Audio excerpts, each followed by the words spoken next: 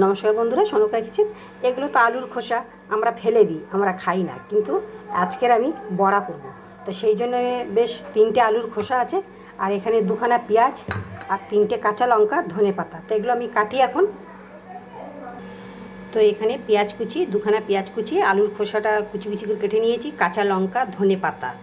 এর মধ্যে আমি দেব চালের গুঁড়ো, বেসন, স্বাদ মতো নুন, একটু লঙ্কার গুঁড়ো, একটু হলুদ গুঁড়ো, সব কিছু দিয়ে ভালো করে এবারে মাখবো।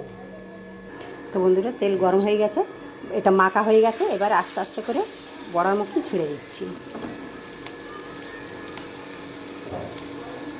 এটা হালকা আগুনে ভাজতে হবে, যাতে আলুর খোসাটা একটু সিদ্ধ হয়ে যায়।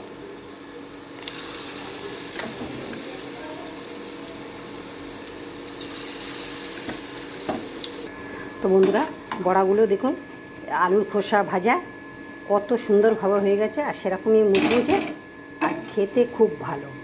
এই দেখুন, রাখছি, কত আওয়াজ হচ্ছে। তো এখানে সব কমপ্লিট হয়ে গেছে ভাজা। এই দেখুন, সব ভাজা কমপ্লিট হয়ে গেছে। তো বন্ধুরা দেখুন, আমি ভাতের থালা সাজিয়ে নিয়ে বসে গেছি খেতে। তো আপনারা করে খেয়ে কেমন খেলেন কমেন্টে আমাকে জানাবেন। ধন্যবাদ।